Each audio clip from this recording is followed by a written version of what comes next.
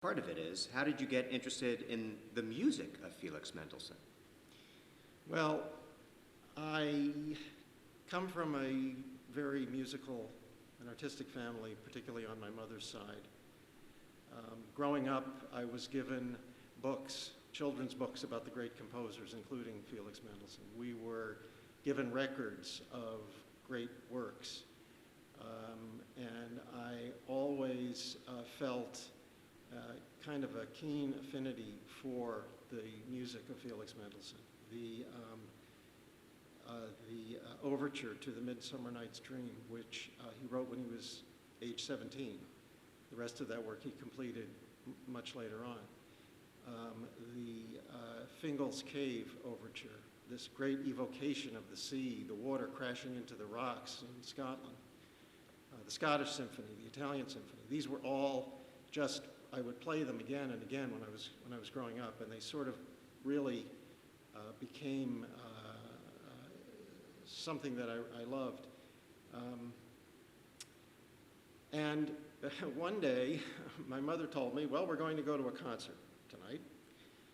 And so we went, and the violin concerto that I write about in the play was on the program. I didn't know this, but I certainly knew the concerto. And so the soloist stands in, and the main theme begins only a couple of measures into the work, which was actually kind of a big departure from the way concertos were written at the time. And when I heard this intensely familiar theme that I had heard again and again on my record player, the thrilling sound of it being done live just a few feet from me, here I was like a young teen maybe, I was electrified. I mean, it was it's an unforgettable experience. So I've always loved that piece, and I've always loved the music of Felix Mendelssohn. And some of those books I was given when I was a kid suggested, just how Jewish was the music of Felix Mendelssohn. And that's a question that has been considered by scholars.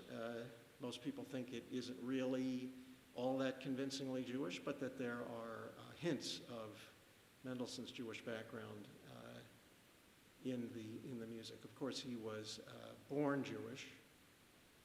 But he was converted by his parents away from Judaism to Lutheranism when he was 7. So, but he's always been a fascinating figure for me. So you have a fascinating figure, a fascinating period of time in Jewish history. How did you go about researching the raw material so you can put together this play? Well, there is quite a bit out there. There are two major themes in the play. One of them is the changes in Jewish life and the attempts to change the Jewish religion and how people reacted to those changes, and the growth of the birth and the growth of the Reform movement in Judaism. Those things I researched by reading written works by the people on various sides of the question of, conversion, reform, how to deal with conflicts within families, communities, by both participants and by scholars. And the musical side, there's been a tremendous amount written about the Mendelssohns. There are biographies, which I read. There are also books of Felix Mendelssohn's letters that he would write primarily to other members of his family, but also to other people, like the violinist Ferdinand David. And in these letters, it's possible to see references to the Jews that Mendelssohn would once in a while make. Not very often, but he would talk about, he attended a concert where there were Jews who were in attendance because the player was Jewish, or he would talk about a certain bill in the English Parliament that had to do with the Jews.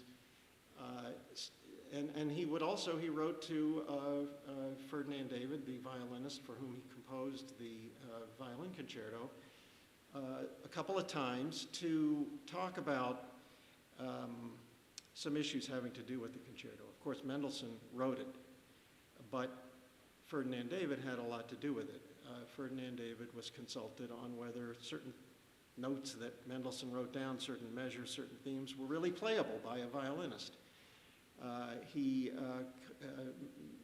Felix wrote to Ferdinand about how you bow it and finger the instrument while you're playing it. And so there was this really nice, lively cooperation between the two, which comes out in the letters. So reading the letters was another way of researching the play.